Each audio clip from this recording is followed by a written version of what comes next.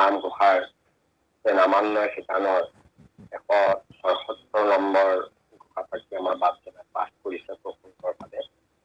তাৰ ওপৰত অকণমান আলোচনা আমি আগবঢ়াব খুজিছোঁ। আপোনালোকে সমস্তই আমাৰ ঐতিহ্য অপৰাধ হ'ব পাৰে সমস্ত প্ৰাৰ্থী মোচন কৰি আপোনালোকৰ দুখানি চনত ঠাই দি জনা আমাৰ কৃপা কৰে। ইয়াত আপোনালোকে পাইছে যে ব্ৰহ্ম পৰমাত্মা কৰি যিহেতু ঐশ্বৰ্যৰ নাহি অন্ত, ব্ৰহ্ম পৰমাত্মা আদি কৰি ঐশ্বৰ্যৰ কোনো অন্ত নাই কাৰণে ভগৱন্তক মহামহন্তসকলে ভগৱন্ত বুলি কৈছে, ঈশ্বৰক ভগৱন্ত বুলি কৈছে। মানে ভগৰ অন্ত নাই কাৰণে ভগৱন্ত, কোনো ভগৰ অন্ত নাই। ইয়াৰ ভগ শব্দটোৰ এটা ব্যাপক অৰ্থ আছে। ভগ শব্দটোৱে যিবিলাক সনাতন ঐশ্বৰ্য এইবিলাকৰ কোনো কাৰণে বিনাশ নাই, কোনো নাশ নাই, সদায় এই থাকে। এইবিলাককে আচলতে আমাৰো ঐশ্বৰ্য আছে, আমাৰো ধন সম্পদ গাড়ী আমি মানুহবোৰ ঐশ্বৰ্যশালী মানুহ বুলিয়ে কওঁ, ধন সম্পদ থকা ঐশ্বৰ্যশালী লোক বুলিয়ে কওঁ। এইবোৰ সম্পদ এইবোৰ ঐশ্বৰ্যৰ কিন্তু বিনাশ, এইবোৰ অবিনাশী সম্পদ নহয়। কিন্তু ভগৱন্তৰ যিবোৰ ঐশ্বৰ্য যিবোৰ সম্পদ এইবোৰ সদা প্ৰবাহমান, কোনোদিনে ইয়াৰ বিনাশ নহয়। সেইকাৰণে সেইবিলাক সনাতন ঐশ্বৰ্য বুলি কোৱা হয়। ভগৱন্তৰ ঐশ্বৰ্যৰ কোনো অন্ত নাই বুলি কৈছে। অন্ত মানে শেষ নাই, কোনো গন্তি কৰি শেষ কৰিব নোৱাৰে। তেওঁ কি কি গুণ আছে, কি কি মহিমা আছে, কি কি মহিমা আছে, এই কথাখিনি শেষ কৰিব নোৱাৰে। মাত্ৰ আৰম্ভ কৰি দুটা কৈছে যে ব্ৰহ্ম পৰমাত্মা আদি কৰি ঐশ্বৰ্যৰ অন্ত কৰিব নোৱাৰে। সেইকাৰণে মহামহন্তসকলে ভগৱন্ত দিছে, ভগৰ অন্ত নাই কাৰণে ভগৱন্ত। এতিয়া আমাৰ আপোনালোকে পাইছে যে ভগ মানে যোনিকো ভগ বুজায়, কিন্তু ইয়াত ভগ শব্দটোৱে এই সনাতন ঐশ্বৰ্য তত্ত্বটোকে বুজাইছে। আৰু তাক সাধাৰণতে শাস্ত্ৰত ভগত 6টা লক্ষণৰ কথা কৈছে যে ভগৰ লক্ষণ 6টা আছে ভগ। সেইকেইটাৰ ভিতৰত আমাৰ শাস্ত্ৰকাৰসকলে যিখিনি কৈছে যে ভগৰ লক্ষণৰ ভিতৰত প্ৰথমত কি কৰা হৈছে সমগ্ৰ ঐশ্বৰ্য। এই ঐশ্বৰ্য একটা ভগ লক্ষণ, যশ এটা ভগ লক্ষণ, শ্ৰী শ্ৰী শব্দতে তালব্যাসত ৰকাৰ ৰচয়িকাৰ বুজাইছে, সেইটো শ্ৰী। আৰু এই তিনিটা। তাৰ পাছত আৰু এটা ভগ লক্ষণ আহিল যে জ্ঞান, এটা ভগ লক্ষণ। জ্ঞান মানে আমাৰ সাধাৰণ এইবোৰ জ্ঞানৰ কথা কোৱা নাই। তাৰপিছত ধৰ্ম আৰু বৈৰাগ্য, এই 6টাক ভগ লক্ষণ বুলি কোৱা হয় শাস্ত্ৰৰ মতে। যে সমগ্ৰ ঐশ্বৰ্য, যশ, শ্ৰী, জ্ঞান আৰু বৈৰাগ্যৰ উপৰিও ধৰ্ম, এইকেইটা ভগ লক্ষণ বুলি কোৱা হয়। এতিয়া আমাৰ এই ভগ লক্ষণ কেইটাৰ ওপৰতে ভগৱন্তৰ গোটেই কথাখিনি ইয়াতে সোমাই আছে। এতিয়া ঐশ্বৰ্য বুলি ক'লে আমাৰ যিবোৰ ঐশ্বৰ্য, সেই ঐশ্বৰ্যবিলাক বিনাশশীল। ভগৱন্তৰ ঐশ্বৰ্য বিনাশশীল নহয়। তেওঁ শৰীৰটোক, এতিয়া আমি ধৰক সৰু হ'ব নোৱাৰো, ডাঙৰ হ'ব নোৱাৰো, গধুৰ হ'ব নোৱাৰো, আমি ইচ্ছা কৰিলে সকলো পাব নোৱাৰো, বা আমি মনৰ ইচ্ছাৰ সকলো ইচ্ছাৰ অধীনলৈ আনিব নোৱাৰো, আৰু আমি কামকো বস কৰিব নোৱাৰো। সেইকাৰণে আমাৰ বিলাকৰ লগত ভগৱন্তৰ ঐশ্বৰ্য নিমিলে। ভগৱন্তৰ ঐশ্বৰ্য সদায় প্ৰবাহমান, সদায় থাকে। এই ঐশ্বৰ্যবিলাক ভগৱন্তৰ 8টা ঐশ্বৰ্যৰ কথা কৈছে যে অনিমা তেওঁ সৰু হ'ব পাৰে। আপোনালোকে জানে যে ভগৱন্তই অনিমা অৰ্থাৎ সূক্ষ্ম অনুষ্ঠ প্ৰমাণ ৰূপ লৈ প্ৰৱেশ কৰি এই যিজন ব্ৰহ্মস্ত্ৰ 6ষ্ঠ মাইল মৰা ব্ৰহ্মস্ত্ৰৰ তেজ নিষেধ কৰি পৰীক্ষিতক মানে জীৱিত কৰি দিছিল। গতিকে সৰু হৈ প্ৰৱেশ কৰিছিল। তাৰ পাছত তেওঁ লঘু হৈছিল। অনিমাৰ পাছতে লঘিমা, লঘিমা মানে লঘু হ'ব পৰা, তেওঁ ওজনটো কম কৰি দিব পৰা। লঘিমা গুণক আশ্ৰয় কৰি তেওঁ জাপ মাৰি কংসৰ ভাঙলৈ উঠিব পাৰিছিল। জাপ মাৰি উঠি তেওঁক ধৰিছিল। গতিকে তেওঁ সেইটো লঘিমা গুণক আশ্ৰয় কৰিলে। লঘু হ'ব পাৰিলে, ওপৰলৈ জঁপিয়াব পাৰিলে। তাৰ পাছতে আকৌ সেই কংসক মাৰিবৰ সময়ত পৃথিৱীৰ ভৰ দি গৰিমাৰ গুণেৰে তেওঁক আকৌ পৃথিৱীৰ ভৰ দি পেলাই কংসৰাক মাৰিলে। গতিকে এইটো গৰিমা। অনিমা লঘিমা গৰিমা তাত তেওঁ যি ইচ্ছা কৰে সেইটো লাভ কৰিব পাৰে।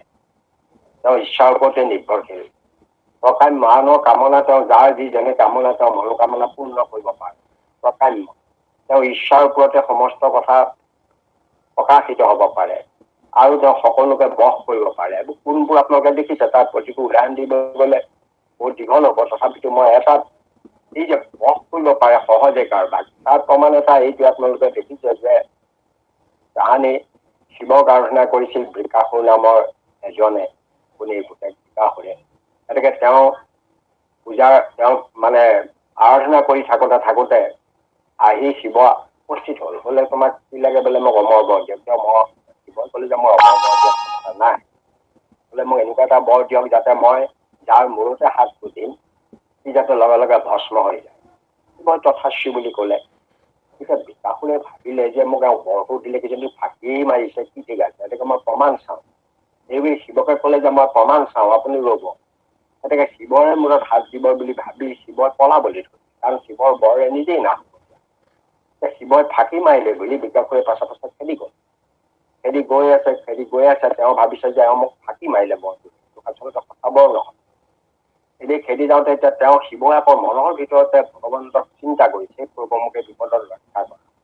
ভগৱন্তই এটা বিশেষ ৰূপ লৈ আহি তেওঁৰ ওচৰত সেই সন্মুখৰ দুইটাৰ মাজত লৈ গৈ তেওঁৰ ওচৰত সুধিলে যে তুমি কেলে খেদি ফুৰিছা এইজনক? বোলে এওঁ মোক বৰ দিলে, যাৰ মূলতে হাত দিন তেওঁ মানে ভস্ম হৈ যাব, কিন্তু মোক প্ৰমাণ কৰিবলৈ।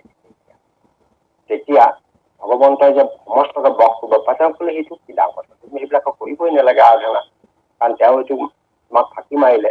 তুমি এইটো প্ৰমাণ চাব খুজিছা, তাৰ কাৰণে চিন্তা কৰিব লাগিছে কেলে? তুমি দেখোন নিজৰ মূৰত হাত দিলেই হ'ব। গতিকে মূৰত হাত দিয়াৰ লগে লগে বৃকাসুৰ নিজে ভস্ম হৈ গুচি গ'ল। গতিকে এটা আপদ বা বিপদ তেওঁ শেষ কৰিলে। এতিয়া ভগৱন্তইহে সমস্তকে বচাব লাগে। ইমান বিপদত পৰিছে, বৰ দি ব্ৰহ্মাই দিয়ক, শিৱই দিয়ক বা যেনেকুৱাই নিদিয়ক, সেই বৰ দিয়াৰ পাছত তেওঁলোকক বচাবৰ কাৰণে ভগৱন্ত যাবলগীয়া হয়। আৰু তেনেকৈ তেওঁৱেই তাৰমানে সমস্ত জগতৰ কামৰ আন গোটেই মানুহবোৰ কামত বিমোহিত, কামত পাগল। ব্ৰহ্মা আদি কৰি সমস্ত কামত পাগল। ব্ৰহ্মাই নিজৰ দুইটাকে লমন কৰিছে। শিৱৰ সেয়া দেখিছে নহয় যে মোহিনী ৰূপ দেখি তেওঁ পাগলৰ নিচিনা হৈছে।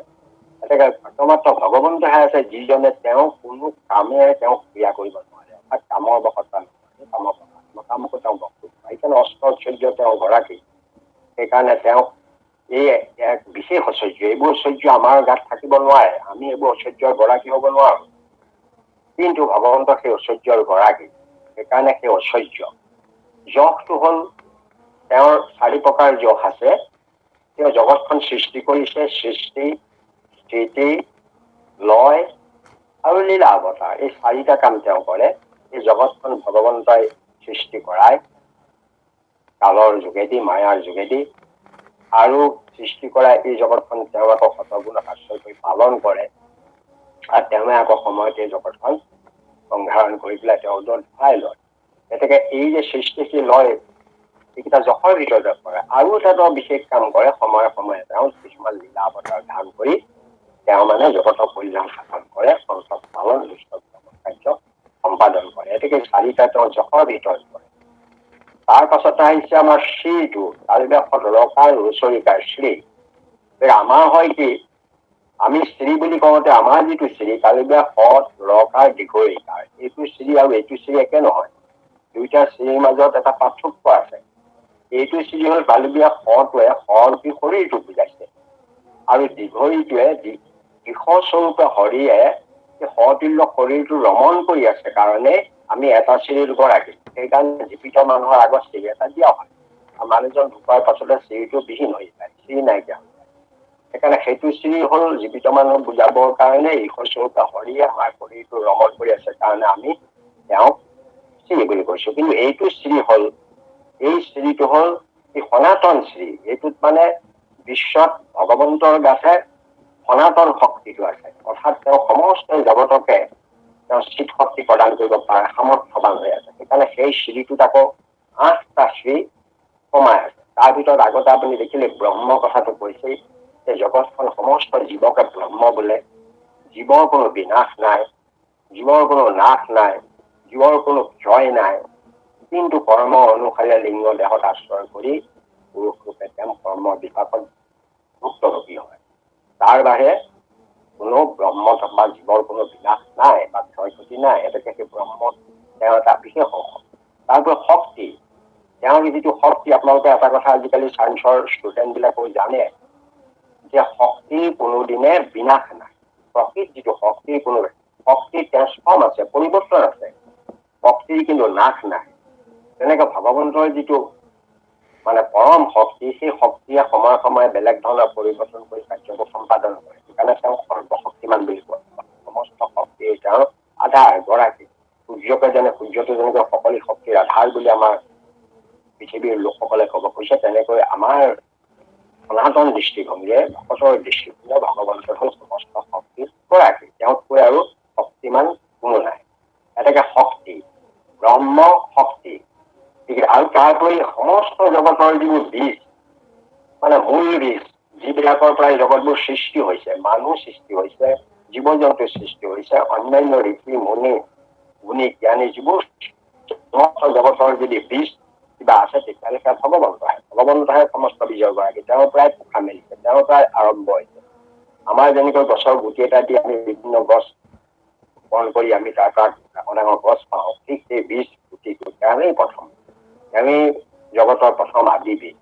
আমাক কোৱা হৈছে যে আমাৰ মহাপুৰুষ মাধৱদেৱে নাম প্ৰকাশে জানা শ্ৰীৰামৰ নাম নিজৰ সমস্ত শাস্ত্ৰৰ মূল অভিযোগ।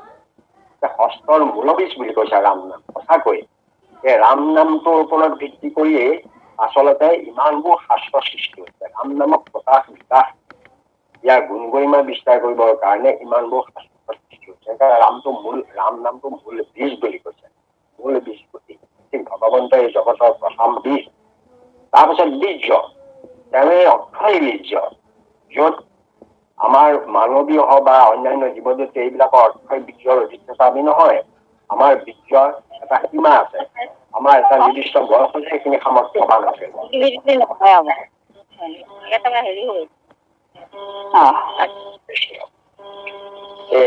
তেওঁ মানে আমাৰ ইয়াত বিকাশ পাব যে অৰ্থৰ মানে প্ৰকৃতি মোৰ যোনী ধনঞ্জয় মই তাত বীৰ্য দিলে জন্ম সমুদ্ৰয়। এতেকে সমস্ত জন্মৰ পিতা বীৰ্যদাতা তেওঁৱে। এতেকে বীজ বীৰ্য এইখিনিও তেওঁক তেনেকৈ সনাতন সত্য বস্তু। তাৰপিছত তেওঁ চৈতন্য, একমাত্ৰ চৈতন্য সত্তা যদি তুমি সেই চৈতন্য সনাতন, তেওঁৰ বাহিৰে জগতত চৈতন্য কোনো নাই। তেওঁৱেই চৈতন্য, সমস্তকে চৈতন্য প্ৰদান। তাৰপাছত তেওঁৱেই আকৌ তেজ, আমাৰ শৰীৰত যিটো উত্তাপ দিছে, আমাৰ গোটেই মানুহখিনি কাৰ্যক্ষম কৰি ৰাখিছে, এতেকে তেওঁৱেই জগতৰ একমাত্ৰ তেজ।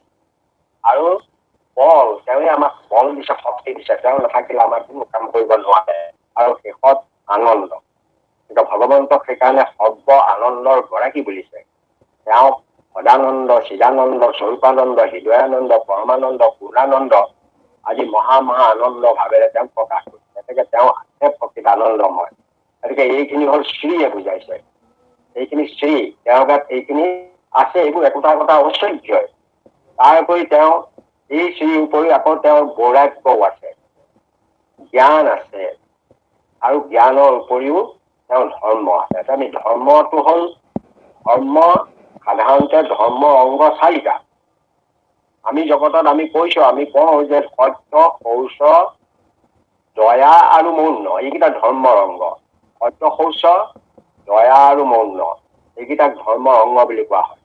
এতিয়া আমাৰ মানুহে সুধিব পাৰে যে এইকেইটা ধৰ্মৰ অংগ কেনেকৈ হ'ল? ভগৱন্তক তুমি সত্যব্ৰত বুলি কোৱা হৈছে, তুমি সত্যব্ৰহ্ম বুলি কোৱা হৈছে, তুমিহে কেৱল সত্য নিত্য সত্যৱান, এইটো কৈছে। গতিকে সত্য সত্তা যদি জগতত কিবা আছে, তেতিয়াহ'লে সেয়া তোমাক ভগৱন্তই, চিৰন্তন সত্য। সেইকাৰণে ভগৱান সত্য।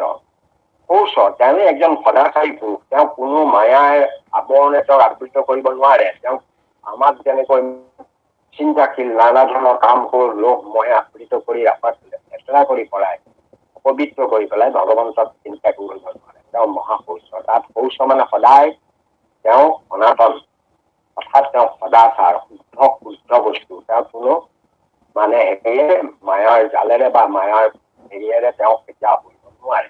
গতিকে তেওঁ শৌচ, সত্য শৌচ। আৰু তেওঁ জগতকে দয়া কৰিছে, দয়া কৰি জগতৰ সমস্তকে তেওঁ কৃপা কৰিছে, যাক যিটো লাগে সেইটো দিছে। ভিতৰৰ প্ৰাণীবিলাককো চলিবৰ কাৰণে সুবিধা কৰি দিছে, কোনো যাতে অসুবিধা নহয়, সিহঁতক খাবৰ কাৰণে যোগাৰ কৰি দিছে, সমস্তৰ কাৰণে তেওঁ কৃপা কৰিছে। গতিকে তেওঁ দয়াময় বুলি কোৱা হৈছে, তেওঁকে কৃপাময় বুলি কোৱা হৈছে। আৰু এটা কথা হৈছে, তেওঁ গোটেই জগতখন হেৰি কৰি পেলাই কিন্তু তেওঁ নিজে মৌন হৈ থাকে। মৌন কথা যদি আপোনালোকে পঢ়িলে পাব যে যিমানবোৰ ব্ৰত আছে তাৰ ভিতৰত মৌন ব্ৰত বুলি কয়। যে মৌনটো বৰ দৰকাৰ। যে মৌন মানুহৰ কি হয়, যিমান তপবল সদায় সঞ্চিত হৈ থাকে। আমাৰ এটা বেটেৰী যদি আপুনি মাজে মাজে যদি তাত য'ত লগাই থাকে, বেটেৰীটো যেনেকে ডাউন হৈ যাব, ঠিক মানুহ য'ত বেছি ধৰণৰ কথোপকথন বা অন্যান্য ধৰণৰ আলোচনা আদিত লাগি পৰিছিলে, তেতিয়াহ'লে তেওঁৰ যিটো শক্তি ক্ষয় হৈ যাব। তেনেকুৱা বহুত কথা পাৰে, মানুহে বহুত কাম কৰিব। আপোনালোকে তাহানি দেখিছে কোনে যেতিয়া দৈত্য দানৱ বিলাকে যেতিয়া মানে সেই আক্ৰমণ কৰিছিলে, অত্যাচাৰ কৰিছিলে, সমস্ত দেৱকুল গৈ যেতিয়া বিষ্ণুক অনুৰোধ কৰিলে যে আমাৰ বিপদ হৈছে, দানৱৰ উৎপাতত থাকিব পৰা নাই, তেতিয়া বিষ্ণুৱে চক্ৰ এৰি দিলে। চক্ৰ এৰি দিলত তেতিয়া এই দানৱ বিলাকে গৈ কাহিমাং বুলি তেওঁ মাকৰ ওচৰত দীঘল দিব। মাক আকৌ তপস্বিনী আছিল, তেওঁ তপস্যা কৰিছিল, বহুত তপস্যাৰ এটা শক্তি সঞ্চিত কৰিছিল, তেওঁ বিষ্ণুকে তপস্যা কৰিছিল। কিন্তু তেওঁ তপস্যা কৰিছিলে যদিও তেওঁ পুত্ৰসকলৰ কল্যাণৰ কাৰণে, ৰক্ষাৰ কাৰণে তেওঁ কৰিলে কি, বিষ্ণুৰ চক্ৰৰ সন্মুখত তেওঁ খাৰা হৈ দি বিষ্ণুৰ চক্ৰত তেওঁ লবলৈ কৰিলে যে মই কৈছো যে তুমি আমাৰ টেকনিক পথ নকৰিবা। তাৰ লগে লগে বিষ্ণুৱে গম পাই গ'ল। বিষ্ণুৱে গম পাই গ'ল যে তেওঁ যিমান তপস্যা কৰিছিলে, সমস্ত তপস্যা এই মুহূৰ্তত শেষ হৈ গুচি গ'ল। কাৰণ তপোবলখিনি নাথাকে, কিবা প্ৰয়োগ কৰি দিলে। সেইকাৰণে ভগৱন্তয়ো নিজৰ আত্মাতে যুগ নিদ্ৰা কৰি থাকে। যুগ নিদ্ৰা বুলি কয়। তেওঁ চকু মুদি নিজৰ আত্মাকে ধ্যান কৰি থাকে। আমাৰ শিৱকো দেখিব তেনেকৈ ধ্যান কৰি থাকে। পৰম ঋষি মুনি সকলে সদায় ধ্যানস্থ হৈ থাকে। যিমান পাৰে মৌন হৈ ধ্যান কৰে কাৰণে তেওঁলোকক মুনি কৈছিল, বৰ্ণব্ৰত হৈ। গতিকে সেইকেইটা আমাৰ ধৰ্ম অংগ বুলি কৈছে, সত্য, শৌচ, দয়া আৰু মৌন। আপোনালোকে ভাগৱতত পাব যে শ্ৰেষ্ঠ বুলি লিখা আছে নীলৱস্ত্ৰ সম্বাদত। আমি সেইকেইটা মানে ধৰ্ম অংগ। তাৰ পাছত আহিলে আকৌ কৈ গ'ল যে জ্ঞান। জ্ঞান বুলি ক'লে আমাৰ জ্ঞানৰ কেইবাটাও ভাগ আছে। এই জগতৰ একমাত্ৰ তত্ত্বময় জ্ঞানটো আছে ভগৱন্তৰ হৃদয়ত। ভগৱন্তাই প্ৰকৃততে জ্ঞানত আছে। তেওঁহে জগতক জ্ঞান প্ৰদান কৰিছে। তেওঁ নিদিলে মই কথা ক'ব নোৱাৰো, মই একোৱেই কৰিব নোৱাৰো। মই কোনো এটা বাক্যই ক'ব নোৱাৰো। তেওঁ হৃদয়ত থাকি যদি মোক এইখন জ্ঞান নিদিয়ে, মন শক্তি নিদিয়ে, মনলৈ আনি নিদিয়ে, তেতিয়াহ'লে মই কোনো কথা ক'ব নোৱাৰো। সমস্ত জ্ঞানৰ গৰাকী তেওঁ জ্ঞান। আৰু লগে লগে অকল জ্ঞানেই নহয়, জ্ঞানখিনি সাধাৰণ জ্ঞান, জেনেৰেল জ্ঞান বুলি কোৱা হয়। তাৰ ওপৰত তাৰ বিশেষ জ্ঞান আছে, যিখিনি হৈছে তাৰ আভ্যন্তৰিক জ্ঞান। বস্তু এটা জানিলেই নহ'ব, তাৰ ওপৰত আভ্যন্তৰিক জ্ঞানটো তাৰ ওপৰত জানিব লাগিব, তাৰ সম্পৰ্কে জানিব লাগিব। এটা বস্তু আপুনি দেখিলে, ফল এটা দেখিলে, ৰঙচুৱা ফল, এইটো হৈছে বাহ্যিক জ্ঞান। এইটো ৰঙা ফল বা এইটো আপেল, এইটোকে জানিব। তাৰপাছতে কিন্তু আপেলটোৰ গুণাগুণ কি, কেনেকে সৃষ্টি হৈছে, কোন গছত সেই সম্পৰ্কে তথ্য সহকাৰে জনাটোকে বিজ্ঞান। গতিকে আপেলটো তত্ত্বটো কি, তাত যদি বিচাৰি যায় যে আপেলৰ এইকেইটা বিশেষ তত্ত্ব আছে, যে আপেলৰ মানুহৰ শৰীৰত এইকেইটা কাম হয়, এইকেইটা হেৰি হয়, এইটো কামাইটো লাভ হয়। এইদৰে গৈ গৈ যেতিয়া আপেলটো খাই আপুনি তাৰ সোৱাদ পাব, সোৱাদ পাই আপোনাৰ শৰীৰত কামত থাকিব, তেতিয়া তাৰ ৰহস্য প্ৰকাশ। সেইদৰে জ্ঞানৰ চাৰিটা আছে, জ্ঞান, বিজ্ঞান, তদং, ৰহস্য। এই চাৰিটা দিশ জ্ঞানৰ অংগ। জ্ঞানৰ এটাকেইটা জ্ঞানেই, ৰহস্যটো এটা জ্ঞানেই, খালি সেইটো ৰহস্যময় জ্ঞান। আৰু এইটো তত্ত্বময় জ্ঞান, আৰু এইটো হৈছে বিজ্ঞানময় জ্ঞান, আৰু সেইটো সাধাৰণ জ্ঞান। গতিকে এই চাৰিটা জ্ঞান। তাৰোপৰি বৈৰাগ্য। আমাৰ সাধাৰণতে আমি বৈৰাগ্য সাধনা কৰিব লাগিব, আমি চেষ্টা কৰিব লাগিব, তেহে আমি বৈৰাগ্য হ'ব পাৰিম। ভগৱন্তৰ উপাসনা কৰোঁতে আমি বৈৰাগ্য হ'ব পাৰোঁ। আপোনাৰ এটা ঘোষা হয়তো আপোনালোকে পঢ়ি গৈছে যে বৈৰাগ্যত পৰে ভাগ্য নাহি প্ৰবোধ হতা পৰে সুখা আৰু নাহি ঘৰ হৰি পিনে পৰিত্ৰাণ কৰ্তা আৰু নাহি জানে একো নাহি সংসাৰ। এনেকে বৈৰাগ্যৰো চাৰিটা ধাপ আছে। আমি বৈৰাগ্যৱান হ'বই। ভগৱন্তৰ কিন্তু বৈৰাগ্যত তেওঁ সম্পুষ্ট বৈৰাগী, তেওঁ কোনো সংসাৰৰ প্ৰতি তেওঁ লালায়িত নহয়। ভোগবিলাকৰ প্ৰতি তেওঁ লালায়িত নহয়, তেওঁ পৰম বৈৰাগ্য। কিন্তু ভগৱন্তৰ ভকতসকলেও সেই ভগৱন্তৰ বৈৰাগ্য সাধনাৰ পথত আগবাঢ়ি যাব পাৰে। কেনেকৈ আগবাঢ়ি পাৰিব? তেওঁ যত্নবান হ'ব লাগিব। সেইকাৰণে পথটোত মানে যতমান বৈৰাগ্য বুলি কৈছে। যতমান বৈৰাগ্যটো যে আমাৰ প্ৰথম বৈৰাগ্যভাৱে শুনিও নিৰ্ণয় বিষয় ভগৱতে কিবা কৈছা, বিষয়ৰ ভোগ এই বুলি বিচাৰে যে বহুত বিষয়ৰ ভোগ কৰিলো, এতিয়া কিছু কিছু কৰি ইয়াৰ পৰা মানে এৰা ভাল, এইদে বুলি ভবাটোকে প্ৰথম বৈৰাগ্য। প্ৰথম বৈৰাগ্যভাৱে শুনিও নিৰ্ণয় বিষয়ে ভগৱতে কিবা ইচ্ছা হয়। তাৰ কথা মিলাই ৰাখি বৈৰাগ্য দ্বিতীয় বৈৰাগ্য আহি পৰে। দ্বিতীয় বৈৰাগ্য তেতিয়া কি আহি পৰে আপুনি নিশ্চয় গম পাব যে পাছে মিলাই ৰাখি বৈৰাগ্য দ্বিতীয় তাক যিটো যতমান বৈৰাগ্য, ব্যতিৰেক বৈৰাগ্য বুলি কৈছে 2 নম্বৰটো। অৰ্থাৎ অলপ আপুনি ব্যতিৰেক হয়, আপোনাৰ বিপৰীত গুণ কিছুমান আহে। কি লোণৰ মধুৰ স্বাদ আদি বস্তু ভোজন কৰে, আপুনি সেয়েহে খাই গৈ ক'ব নোৱাৰে। ডাঙৰ ডাঙৰ বৈজ্ঞানিক আপোনালোকে জানে যে আইনষ্টাইনৰ আগত কোনোবাই খানা দিলে, খানাটো কোনোবাই খাই গুচি গ'ল, তেওঁ সন্মুখত প্লেটখন লৈ গ'ল, তেওঁ খালো বুলি ভাবে। গতিকে তেওঁৰ চিন্তা থাকে সেই গৱেষণাৰ বিষয়টোৰ ওপৰতে। আমাৰো সমস্তৰে তেওঁৰ চিন্তা থাকে, ভকতজনৰ চিন্তা থাকে ভগৱন্তৰ চৰণত, ভগৱন্তৰ নামতে। গতিকে তেওঁ এইবিলাকত নাথাকে কিহেৰে খাবলৈ দিলে, লোণ নিমখ আছিলেই নে নাই, এনেকুৱা দিলে কি খালে সেইটো বিষয় নাই, কিহেৰে খাই গ'ল। কিছুমান মানুহে আজি খোৱা খানাটো এবছৰৰ পাছত তেওঁ কৈ দিব তামোল ভাত সাজ খাইছিলো, ইমান তেওঁ মানে বৈৰাগ্য নাই, তেওঁ খোৱাটোৰ ওপৰত গুৰুত্ব দিছে, তেওঁ খোৱাটোৰ ওপৰত গুৰুত্ব দিয়া নাই। গতিকে তেনেকৈ খাদ্য খাওঁতে কিহে খালে, কিমান কম বেছ হ'ল, কি হ'ল, কেইগৰা, এনেকুৱা বিলাক তেওঁলোকে মানে নোপোৱা নিচিনা হৈ গ'ল। জলযুক্ত মনুষ্য আদি বস্তু সবাই ভোজন কৰে। গতিকে তেওঁ সেইবিলাকত একো নাই, মহা আনন্দে তেওঁ ভোজন কৰে। সেইটো ব্যতিৰেক বৈৰাগ্য। তাৰ পাছত মানে দ্বিতীয়টো আহে এইটো একেন্দ্ৰিয়। একেন্দ্ৰিয়টো হ'ল অৰ্থাৎ তাত মানে বাহিৰত ইন্দ্ৰিয়বিলাকে ভোগ কৰে। চকুৱে কিবা এটা চাইছে, কাণেৰে কিবা এটা শুনিছে, ভাল গান এটা আহিছে শুনিছে, বা কাৰোবাৰ লগত কথা পাতিছে, কোনোবালে গৈছে, কিবা এটা কৰিছে, ইন্দ্ৰিয়বিলাকে ভোগ কৰিছে, ইন্দ্ৰিয়বিলাকে কাৰ্য সম্পাদন কৰিছে, কিন্তু মনটো তাৰ পৰা নিৰ্লিপ্ত হৈ আছে। ইন্দ্ৰিয় মাজত মনে তাত মানে মনে বিষয়ৰ ভোগত নাই, ইন্দ্ৰিয়বিলাকে বাহিৰতো ইন্দ্ৰিয় মাত্ৰ ভোগ কৰে, ইন্দ্ৰিয়সমূহে ভোগ কৰে, তাত মন তাত লিপ্ত হৈ নাথাকে। সেইকাৰণেতো একেন্দ্ৰিয় বৈৰাগ্য। তাৰ পাছত আমি শেষৰ বৈৰাগ্যলৈ আহে, চতুৰ্থ বৈৰাগ্য, সেইটো বশীকাৰ বৈৰাগ্য বুলি কৈছে। বশীকাৰ বৈৰাগ্যটোত তাৰ মানে মনো নাথাকে, ইন্দ্ৰিয়ও নাথাকে, ইন্দ্ৰিয়ও গোচৰলৈ নাযায়, সমস্তখিনি আহি ভগৱন্তৰ চৰণ, মনো লাগে ইন্দ্ৰিয়ও লাগে, ইন্দ্ৰিয় সমূহ ভগৱন্তৰ মানে ভৰিয়ে ভগৱন্তৰ ক্ষেত্ৰলৈহে যাব, য'ত ভগৱন্তৰ ভক্তি কথা হৈছে, কৃষ্ণৰ স্থানত যত্নে চলিব, শান্তি পুণ্যৰ ধাম, এইবোৰ স্থানলৈহে যাব। চকুৱে ভকতকহে ভগৱন্তৰ ৰূপ দেখিব, ভকতৰ স্থানতহে গুৰুত্ব দিব, কাণে হৰি কীৰ্তনহে শুনিব। ঠিক এইদৰে তেনেকুৱা ধৰণৰ লক্ষণবিলাক তেওঁলোকৰ শৰীৰলৈ আহি যায়। আৰু তেওঁলোকে সেইবিলাক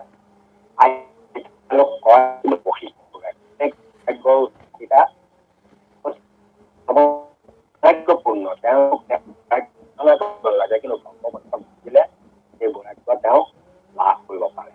এয়া হ'ল বৈৰাগ্যৰ তত্ত্ব। এইদৰে এই সমগ্ৰ ঐশ্বৰ্য খিনি মই আগতে কৈছো, এইখিনি ভগলক্ষণ, ঐশ্বৰ্য,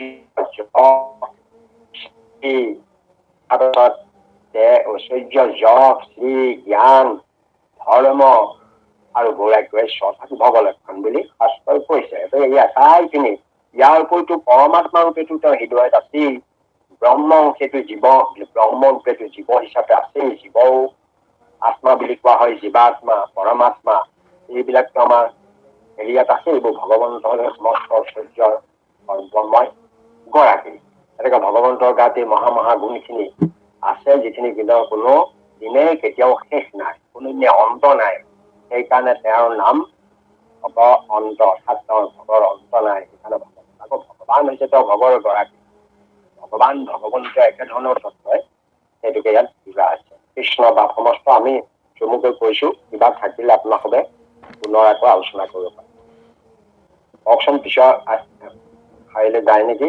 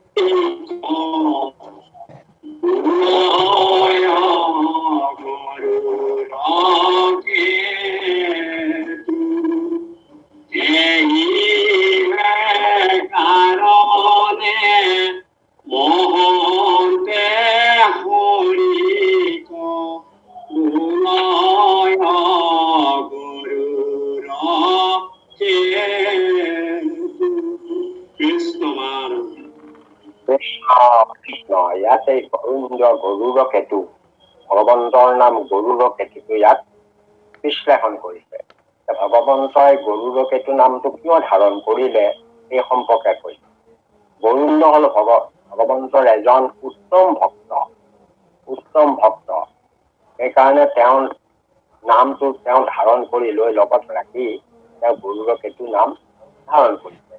এতিয়া আমাৰ কথা হ'ল কি, গৰুড়কনো তেওঁ কেনেকৈ ভক্তৰূপে গ্ৰহণ কৰিলে সেই সম্পৰ্কে আমি কিছু তথ্যগত কথা জানিব লাগিব। আপোনালোকে সকলোৱে এটা কথা জানে যে এই ব্ৰহ্মাৰ পুত্ৰ মৰিষি, এই মৰিষিৰ দুজন পুত্ৰ, এজনৰ ব্ৰহ্মাৰ মৰিষিৰ দুজন পুত্ৰ, এজনৰ নাম কাশ্যপ, আনজনৰ নাম পূৰ্ণিমা। এতেকে কাশ্যপে দক্ষ ৰজাৰ মানে 18 কন্যা তেওঁ বিয়া পাতিছে। আমি দ্বিতীয় অদিতি এইবিলাক নাম শুনিছে, দ্বিতীয় অদিতি, কদ্ৰু, বিনতা এইবিলাক। এতেকে এই পত্নীবিলাক স্বভাৱ চৰিত্ৰ লৈ, তেওঁলোকৰ ভাৱ ভংগী লৈ, চিন্তা চৰ্চা লৈ তেওঁলোকৰ সতি সন্ততিবোৰ জন্ম হৈছে। এতেকে দ্বিতীয় ল'ৰাবোৰ যেনেকে দৈত্য হল, ধনুৰবোৰ দানৱ হল, অদিতিবোৰ দেৱতা হল, এইদৰে হল। আকৌ ইফালে কদ্ৰু বুলিও এগৰাকী তেওঁ বিয়া পাতিছিলে। কদ্ৰুৰ গৰ্ভত আকৌ সৰ্পবিলাক হল, আৰু এগৰাকী হল বিনতা। এনেকৈ প্ৰতিগৰাকীৰ চৰিত্ৰ ভেদে বাপেক একেজনেই, কাশ্যপ মুনি। আমি সবেই কাশ্যপ পুত্ৰ বুলি কওঁ, কাশ্যপ মুনি একেজনেই, কিন্তু তেওঁলোকৰ পত্নীসকলৰ চৰিত্ৰ ভেদে ল'ৰা ছোৱালীবোৰ পৃথক পৃথক হল। এইদৰে সংসাৰ সমস্তৰ হেনো চাবলৈ গলে কাশ্যপৰ পৰা সৃষ্টি হৈছে। এই কদ্ৰু কি আছিলে? কদ্ৰুৰ সৰ্পকুলৰ মাতৃ। কদ্ৰুৰ পুত্ৰ বাসুকীক আপোনালোকে জানে, সৰ্পৰাজ বাসুকী। তেওঁ হাজাৰ থানা ধাৰণ কৰি তেওঁ সৰ্পশক্তিমানৰ নিচিনাকে কাম কৰে। গতিকে তেওঁ বৰ প্ৰভাৱ বেছি, আৰু কদ্ৰুৱে তাতে অহংকাৰো আছে। তাৰপিছত তেওঁ এজন পুত্ৰ নাম তক্ষক, যিটো তক্ষকক দংশন কৰিবৰ কাৰণে মানে অভিশাপ দিছিল আমাৰ পৰীক্ষিতক। তক্ষকৰ মাতৃ হল সেই কদ্ৰুৱে। তথাপিতো ধাৰাইমান তেওঁ সৰ্পকুলৰ মাতৃ। এনেকে কদ্ৰুৰ যথেষ্ট অহংকাৰ আছিল, বিনতাৰ সতি সন্ততি নাছিল। গতিকে বিনতা গৈ শেষত গৈ কদ্ৰুৰ দাসত্ব ল'বলগীয়া হ'ল। কদ্ৰুৱে তেওঁক দাসী কৰি ললে। তেতিয়া তেওঁ খাবলৈ কৰিবলৈ পাইছে, অৰ্থাৎ কদ্ৰুৰ দাসী হল। দুইজনেই সম্পত্নী কাশ্যপ মুনিৰ, এতেকে কদ্ৰুৰ দাসী হল। ইফালে এওঁৰ দুটা ডিম্ব সদায় হাতত লৈ তেওঁ বুকুৰ মাজত সোমোৱাই, ডিম্ব দুটা হল, সেই দুটাকে তেওঁ বুকুৰ মাজত সোমাই লৈ ফুৰে, যে ইয়াক উমনি দিয়ে, যেনেকৈ চৰাই উমনি দিয়ে, তাৰ পৰা পোৱালি হব, হৈ পেলাই তেওঁ পুত্ৰ হিচাপে কাম কৰিব। পিছে লৈ থাকি থাকি তেওঁ ভাগৰি গল, ডিম্বৰ পৰা পোৱালি নহয়, কি কৰিব এতিয়া? উপায়ন্তৰ হৈ তেওঁ এদিন বৰ খং উঠি গল, কাৰণ তেওঁ দাসত্বত সোমাই আছে। সেইকাৰণে এটা ডিম্ব লৈ তেওঁ দলি মাৰি ভাঙি পেলালে। ভঙাৰ লগে লগে তাৰ পৰা এটা পক্ষী ওলাল। পক্ষীটো ওলাই মানে কঁপিবলৈ লাগিল। মাকক কলে, সেই মাতৃ তুমি মোক কি কৰিলা? মোৰ অকালতে তুমি কিয় জন্ম দিলা? মই গোটেই শৰীৰ চাফা পৰি গৈছে, ঠাণ্ডা হৈছে, মই শৰীৰত থাকিব পৰা নাই।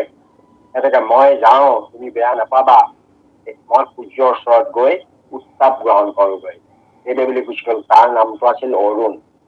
এনেকে অৰুণে গৈ সূৰ্যত হেনো উত্তাপ লবলৈ গুচি গল। আচলতে তাৰ বিলাকত একোটা চাইণ্টিফিক কাৰণ নথকা নহয়। এতিয়া অৰুণে সূৰ্যটোক ঢাকি ৰাখিছে বুলি ভাবো আমি, সেইটো নহয়। অৰুণকে আজিকালিৰ যুগত বৈজ্ঞানিকসকলে অক্সিজেন যেতিয়া O3 যিটো কয়, এইটো অজন বুলি কয়। এই অজন এই লেয়াৰটোৱে মানে সূৰ্যৰ অতি বেঙুনীয়া ৰশ্মিটো ঢাকি ৰাখিছে। অতি বেঙুনীয়া ৰশ্মিটো পৃথিৱীলৈ আহিবলৈ দিয়া নাই। অতি বেঙুনীয়া ৰশ্মিত মানুহ জীয়াই থাকিব লাগে, জীৱ জন্তু একো গছ তৃণতোলতা একো জীয়াই থাকিব লাগে। অতি বেঙুনীয়া ৰশ্মিটো ঢাকি ৰাখিছে অজন স্তৰটোৱে। আজিকালি অৱশ্যে মানুহৰ কাৰণে গৈ অজন স্তৰতো কৰোণা ওলাইছে, ফাট মেলিছে, কিবা কিবি হৈছে বুলি বৈজ্ঞানিকসকলে কৈছে। তাতে অতি বেঙুনীয়া বস্তুটো যি আল্ট্ৰা ভায়লেট যাক কোৱা হয়, সেই আল্ট্ৰা ভায়লেট ৰেটো বৈজ্ঞানিক দৃষ্টিভংগীৰে বৰ ভাল ৰে নহয়, মানুহৰ শৰীৰৰ কাৰণে অপকাৰী বা জীৱ জন্তু শৰীৰৰ কাৰণে অপকাৰী।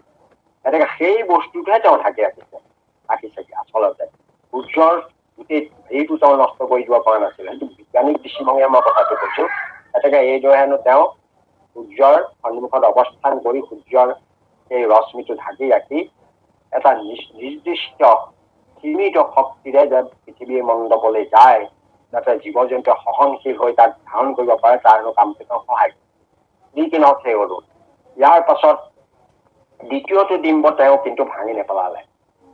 সি অৰুণেই কৈ গৈছিল মোক যি কৰিলা দ্বিতীয়বাৰ এইটো কাম তুমি নকৰিবা। গতিকে তেওঁ সেই ডিম্বটো তেওঁ নিৰ্দিষ্ট পৰিমাণে ৰাখি উত্তাপ দিয়াই তাৰপিছত তাৰ পৰা এটা পোৱালি ওলাল।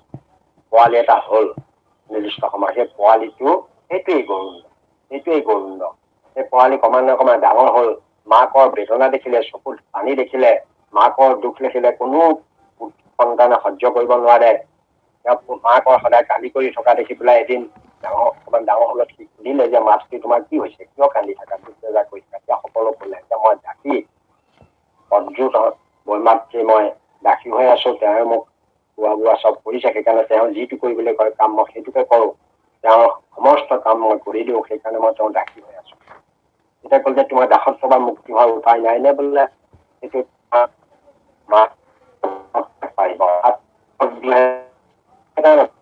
গৰুণ্ড গৈ মাকৰ দুখ বেদনা দেখি ওচৰত গৈ অনুৰোধ কৰিলেগে যে সেয়া আমাৰ মাতৃক আপুনি দাসত্বৰ পৰা মুক্তি কৰি দিয়ক। মই আপোনাৰ চৰণত ধৰিছো, আপোনাক প্ৰণিপাত জনাইছো। মাতৃয়ে বৰ কষ্ট পাইছে, দাসত্বৰ পৰা মুক্তি কৰি দিয়ক। এই সাপৰ মাক যিগৰাকী বাসুকীয়া দি পদ্মে তেতিয়া ক'লে যে সুবিধা পাইছো, ঠিক আছে, তই যদি তোৰ মাতৃৰ দাসত্বৰ পৰা মুক্তি বিচাৰিছ তেতিয়াহ'লে তোমাৰ কাম কৰিব লাগে, যি কাম কৰিবলৈ কয় মই তাকে কৰিম। বোলে তই স্বৰ্গৰ দেৱতাসকলে অমৃত খাই অমৰ হৈছে, তেওঁলোকে অমৃত ৰাখি থৈছে আৰু অমৃতৰ চাৰিওফালে পহৰা দি লোকসকলে ৰাখি থাকে। সেই অমৃতৰ কলহ এটা যদি তই মোক ইয়াত আনি দিব পাৰ তেতিয়াহ'লে মোক দিব পাৰিলে মই তোৰ মাতৃক দাসত্বৰ পৰা মুক্তি দিব পাৰিম। এতিয়া গৰুণ্ড সাহসী সাহসেতেকে তেওঁ অমৃতৰ হেৰি আনিবৰ কাৰণে সন্ধানত গ'ল। দেৱতা কুলত বিভিন্ন ধৰণৰ যুদ্ধ হ'ল। প্ৰথমতে তেওঁ ৰক্ষাবিলাকৰ লগত যুদ্ধ হ'ল, বাকীবোৰ আহিল।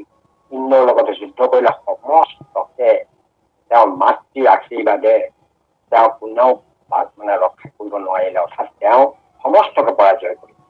শিৱৰ লগতো আহিল, শিৱও পৰাজয়। চব পৰাজয় হৈ যোৱাৰ পাছত সকলো দেৱতাই গৈ বিষ্ণুৰ ওচৰত অনুৰোধ কৰিলেগৈ যে আমাৰ এনেকুৱা অৱস্থাৰ সৃষ্টি হৈছে। তেতিয়া বিষ্ণু চৰণ আহিলতে তেওঁ বিষ্ণুক স্তুতি কৰিব লাগে, প্ৰভু মই মাতৃক দাসত্ব কৰিবৰ কাৰণে এই অভিযান চলাইছো, আপুনি মোক সহায় কৰক এই বিপদত।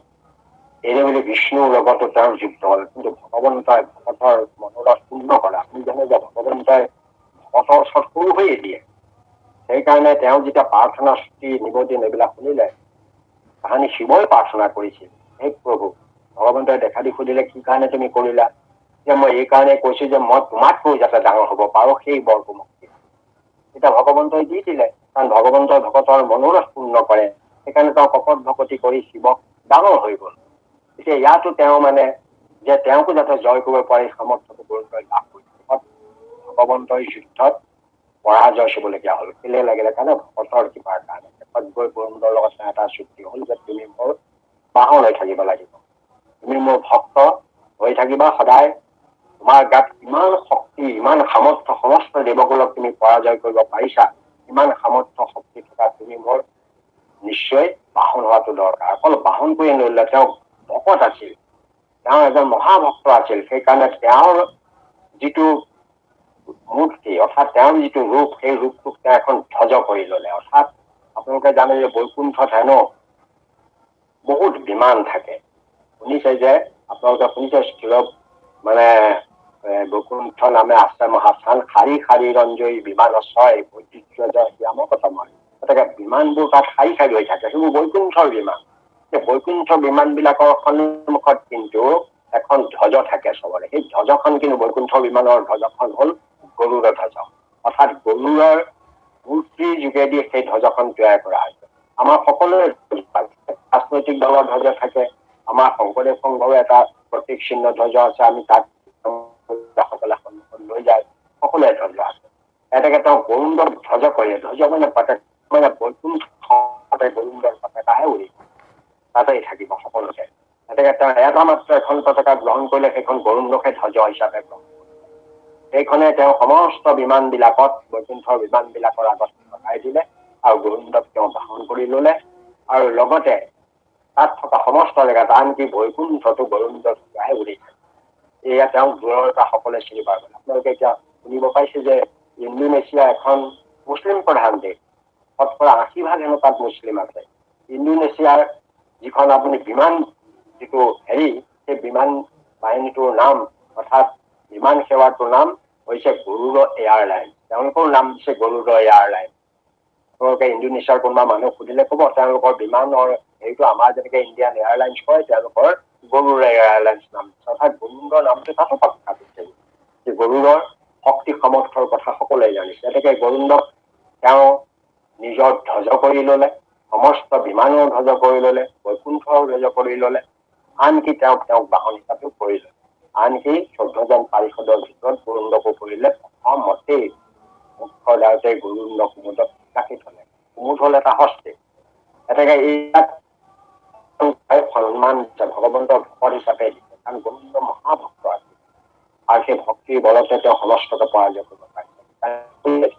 ভগৱন্তৰ নামটো গৰুড় কেতু হ'ল, সেইটো মানে গৰুড়ক ভক্ত কৰিলে কাৰণে ভগৱন্তৰ নাম গৰুড় কেতু।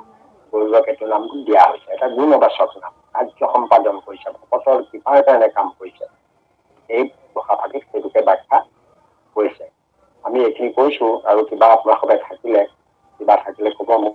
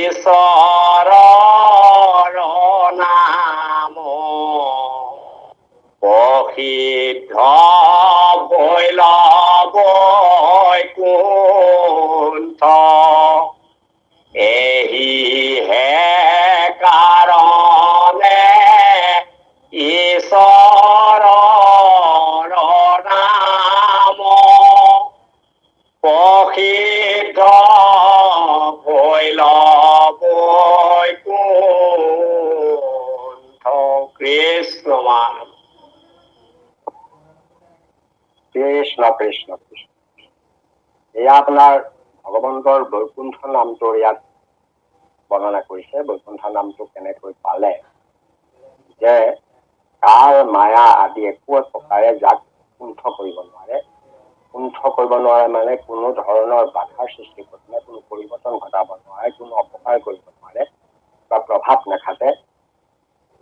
সেইজনে মানে মায়া কাল মায়া প্ৰভাৱৰ পৰা সৰ্বপ্ৰকাৰে মুক্তজনে কাৰণে তেওঁক বৈকুণ্ঠ নামটো দিয়া হৈছে। এতিয়া বৈকুণ্ঠ নামটোৰ গুৰুত্ব আছে। আপোনালোকে দেখিছে যে কাল মায়া অতি পৰাক্ৰম। এই বিশ্বত কাল মায়া পৰাক্ৰমৰ পৰা কোনেও মুক্ত হব পৰা নাই।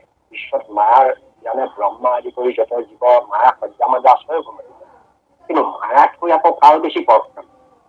মায় আমি ভাবো যে কাল ডাঙৰে বোলে মায়াতকে বোলে পৰাক্ৰমী কালহে, আকৌ কালে মায়াকো কিন্তু সংহাৰ কৰে।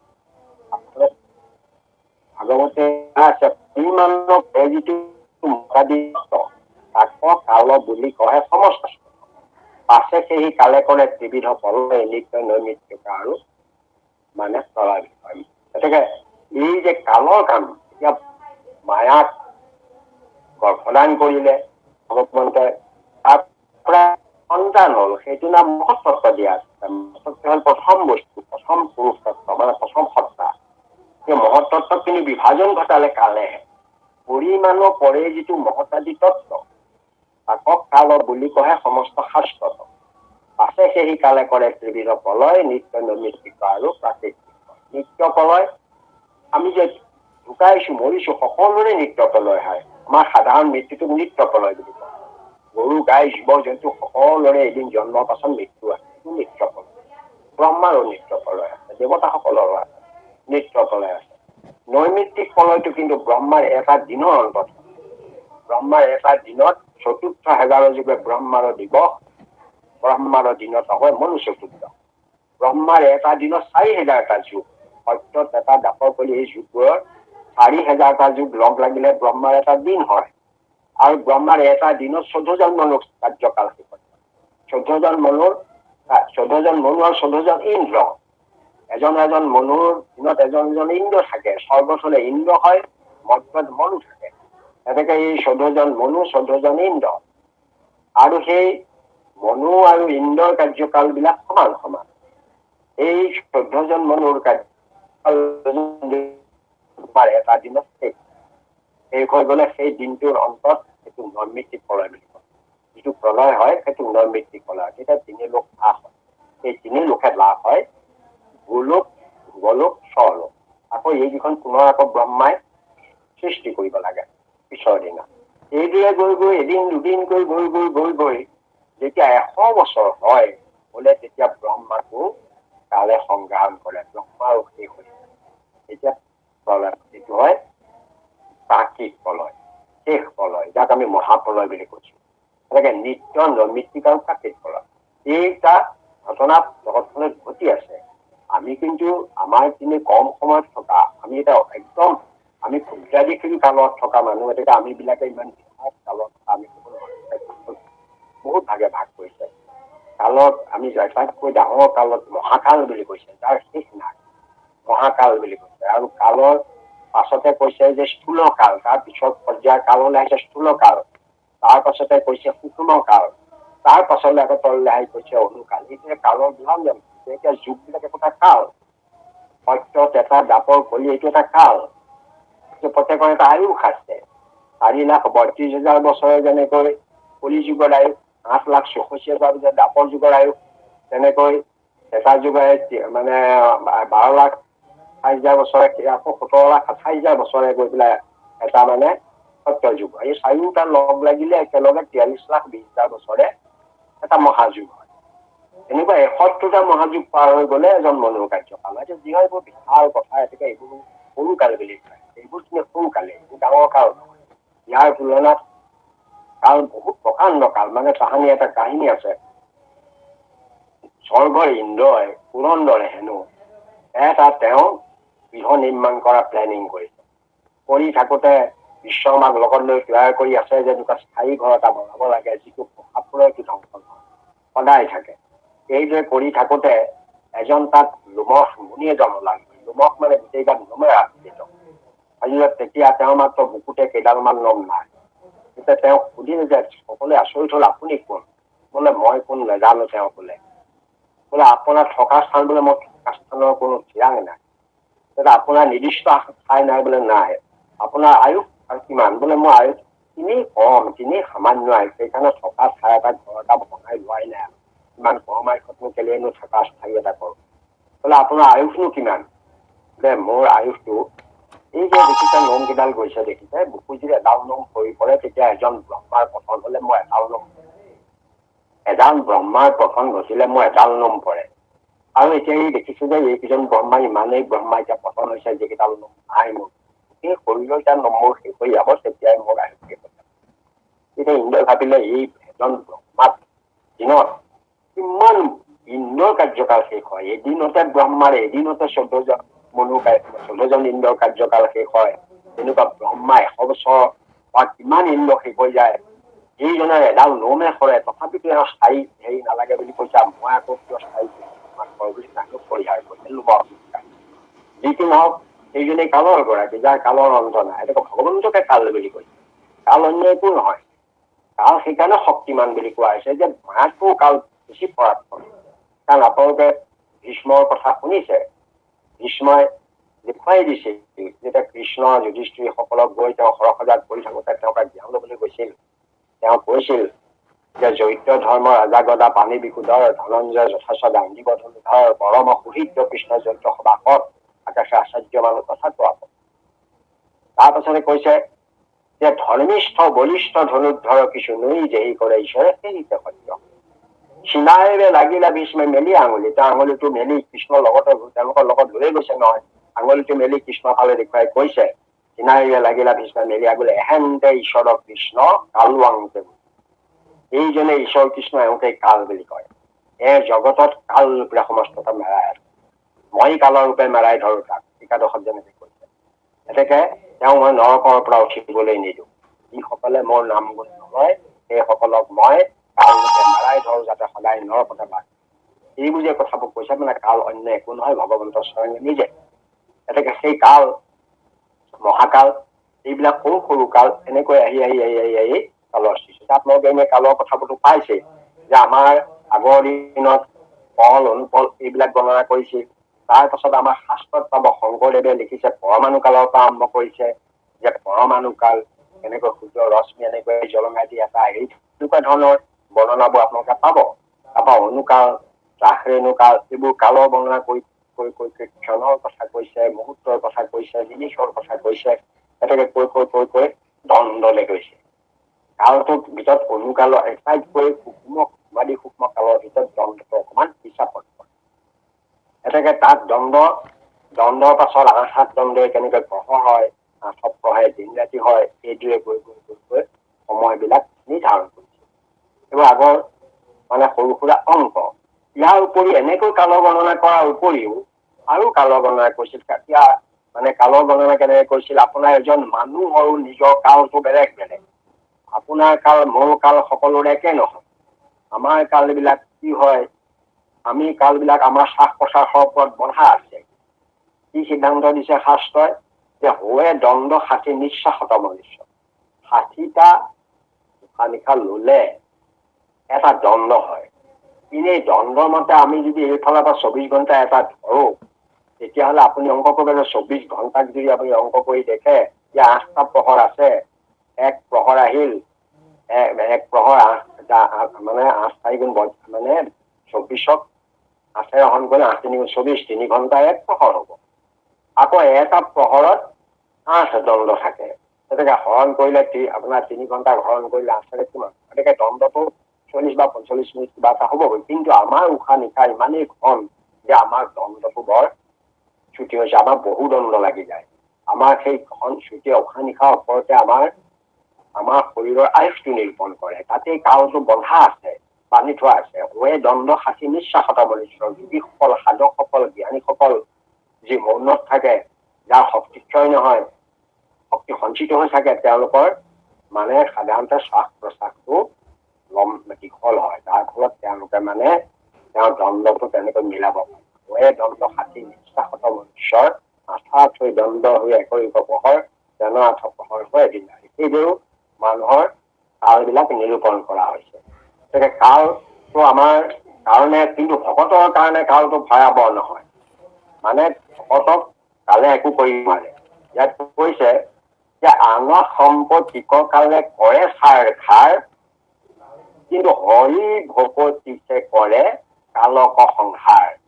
এইটো ভাগৱতে সিদ্ধান্ত দিছে যে আন সম্পত্তিক কালে কৰে ছাৰ খাৰ, আন যিমানবোৰ সম্পত্তি আছে কালে ছাৰ খাৰ, হৰি ভকতিহে কৰে কালক সংসাৰ। কালক সংসাৰ হৰি ভকতি কৰে। কালক সংসাৰ কৰা লোক বহুত আছে, ইচ্ছাধীন কৰিছিলে সেইসকল লোকে। হনুমন্ত বিশেষকৈ কেইজনমানৰ নামে জগতত দিয়া হৈছে।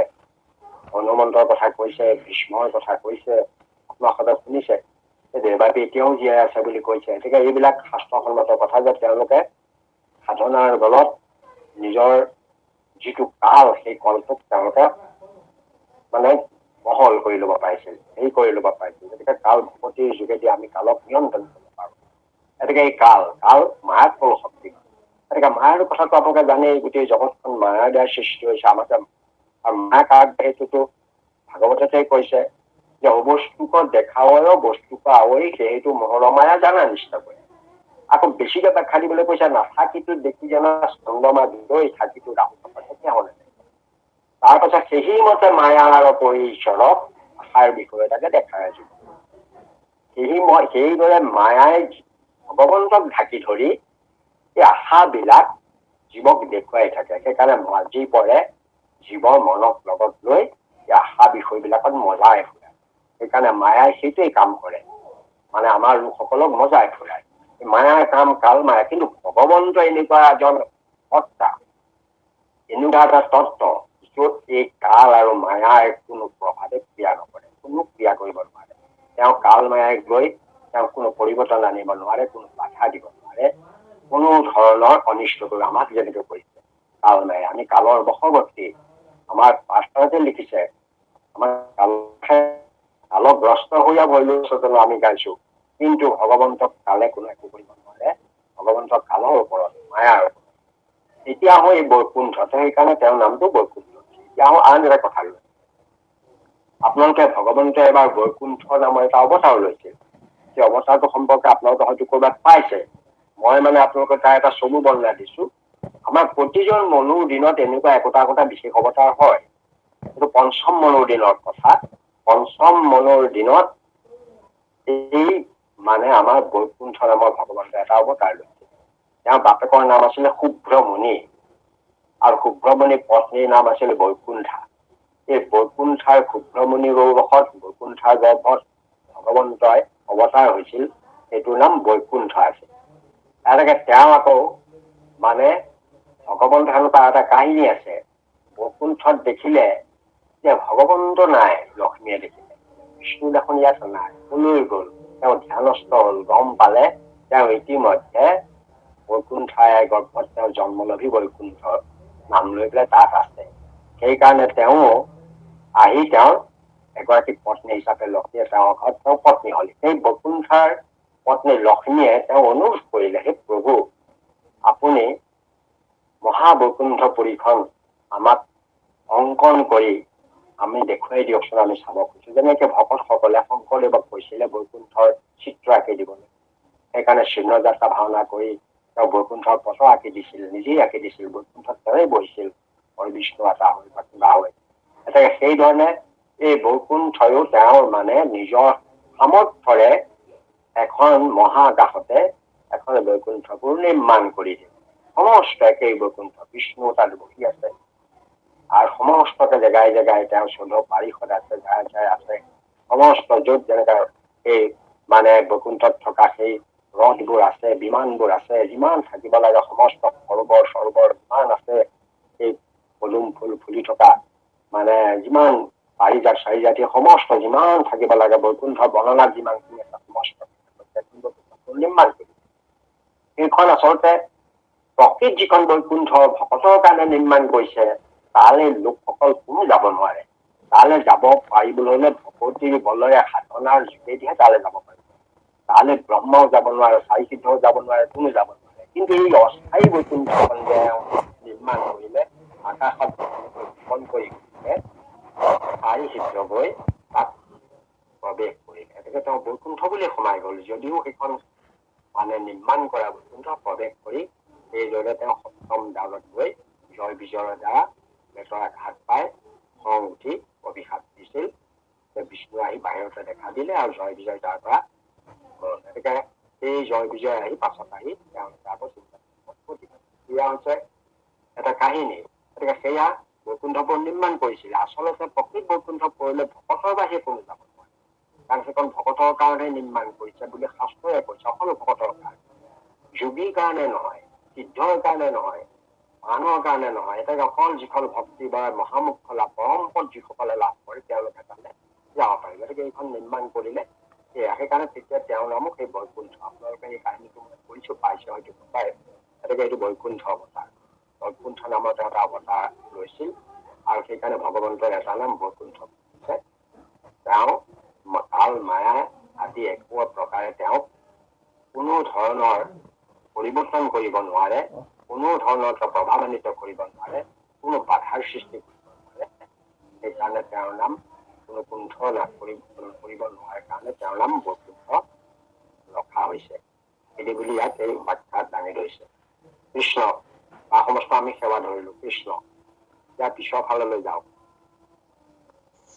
কৃষ্ণ মাধৱ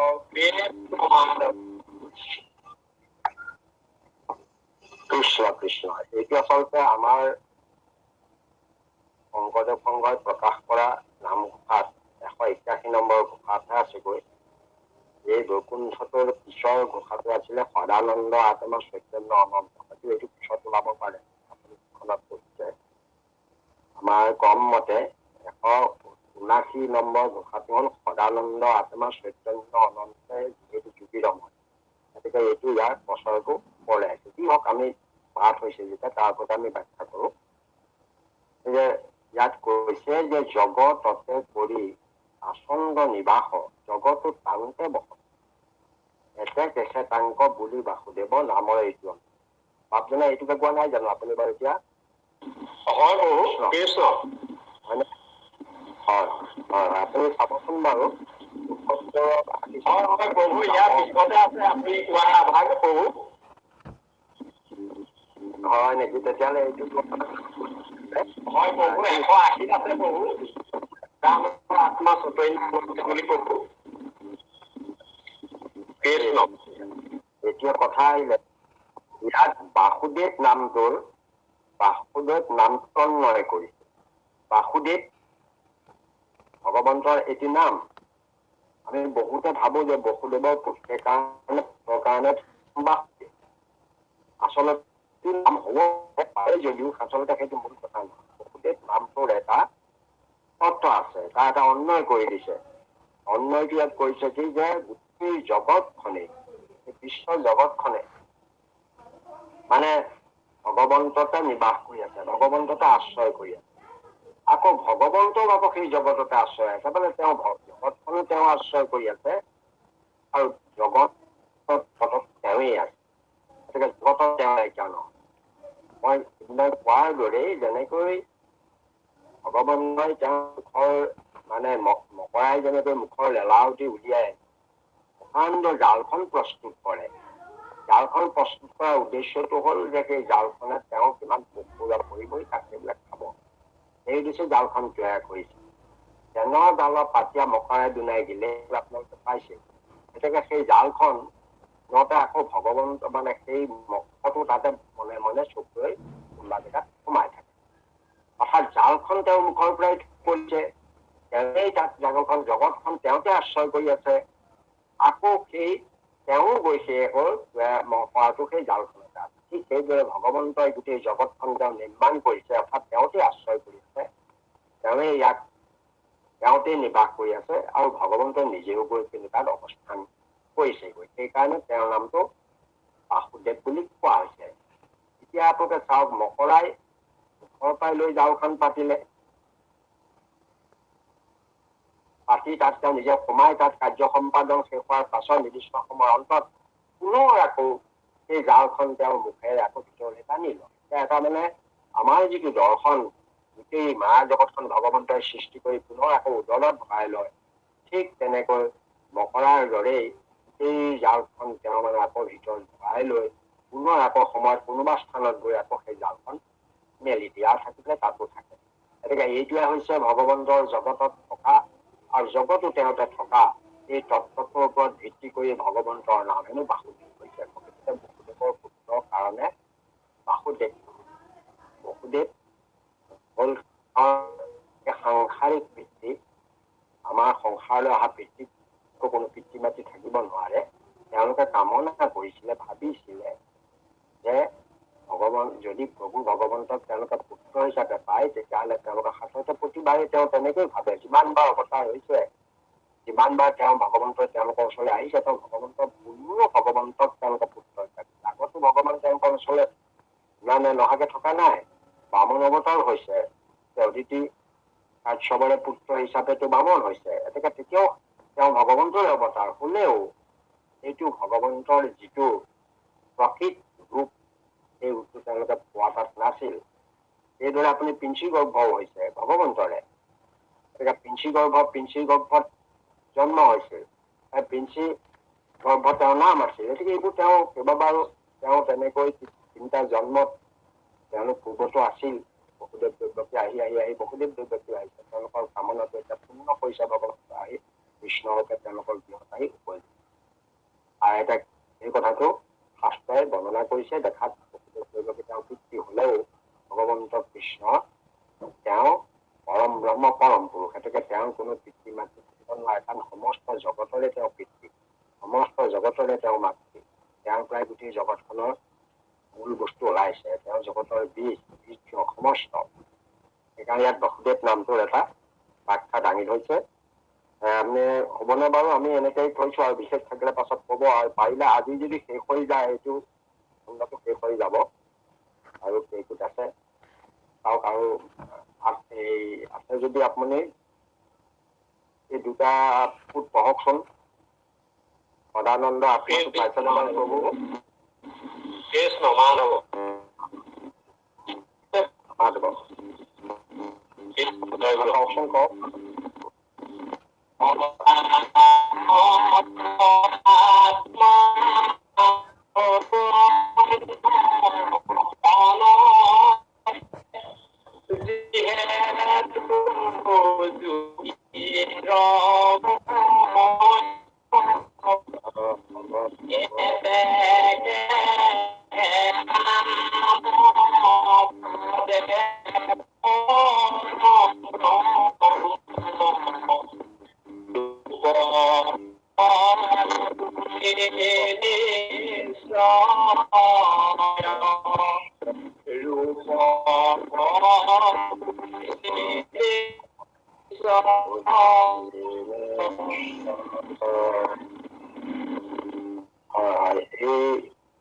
দুফাকি ঘোষাত ৰাম নামটোৰ বাস্তৱিক দিশটোৱে ব্যাখ্যা কৰিছে যে ৰাম নামটো যে আদি মূল, যেতিয়া জগতখন গোটেইখন শেষ হৈ যায়, মৰা নাথাকে, কালো নাথাকে, ভগৱন্তৰ সমস্তখিনি তেওঁৰ শৰীৰত লয়, সমস্তখিনি তেওঁৰ শৰীৰতে থাকে, তেতিয়া আমি সেই অৱস্থাটোক ব্ৰহ্ম বা পৰম ব্ৰহ্ম বুলি কৈছো। কিন্তু তেতিয়াও এটা নাম থাকে পৰম ব্ৰহ্মৰ লগত, সেই নামটো হ'ল ৰাম। সেইকাৰণে আপোনালোকে এটা কথা চাব, মহাপুৰুষ শংকৰদেৱে ৰাম নামটো বহুত গুৰুত্ব দিছে। ৰাম নামটো গুৰুত্ব কেলে দিছে জানেনে? ভোলা ৰামৰ ৰাম এইবোৰ কথাটো কৈছেই। আৰু গুণমালা শাস্ত্ৰখন লিখিবলৈ যাওঁতে তেওঁ ৰাম নিৰঞ্জন বুলি আৰম্ভ কৰে। ইয়াৰ উপৰি আপোনালোকে এটা কথা চাব, সদায় ৰাম আমি জয় দিওঁ, জয় ৰাম, তাৰপাছতে নাৰায়ণ। কাৰণ ৰামটো আদি নাম, অৰ্থাৎ ব্ৰহ্মবাচক। পৰম ব্ৰহ্মৰ লগত যিটো নামে প্ৰকাশ কৰি ৰাখিছিলে পৰম ব্ৰহ্মক, সেইটো হ'ল ৰাম নাম। পৰম ব্ৰহ্মবাচক নাম ৰাম। যোগীসকলে সেইকাৰণে এই যে ৰামটো মানে সদায় আনন্দময় আৰু চৈতন্যময়, অনন্ত বস্তু, অনন্ত তত্ত্ব, তাৰ কোনো বিনাশ নাই সেই ৰাম নামটো। সেইকাৰণে যোগীসকলে সেই নাম হৃদয়ত লৈ সৰ্বক্ষণে তেওঁলোকে ৰমণ কৰি থাকে।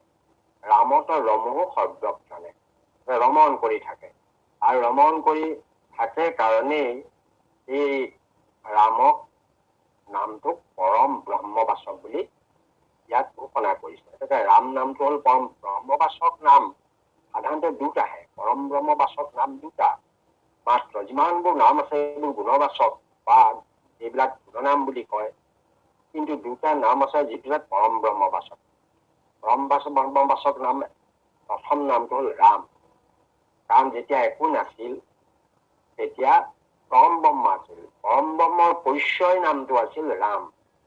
ৰাম নামেৰে যেতিয়া প্ৰকাশিত হৈ থাকে তেতিয়া ৰামে থাকে। সেইকাৰণে ৰামৰ নিৰঞ্জন বুলি আৰম্ভ কৰিছে, ৰামেই আৰম্ভ, অৰ্থাৎ ব্ৰহ্মৰ লগত পৰিচিত নামটো হ'ল ৰাম। ব্ৰহ্মক ৰাম নামেহে জনা গৈছে, পৰম ব্ৰহ্মক ৰাম নামেহে জনা গৈছে।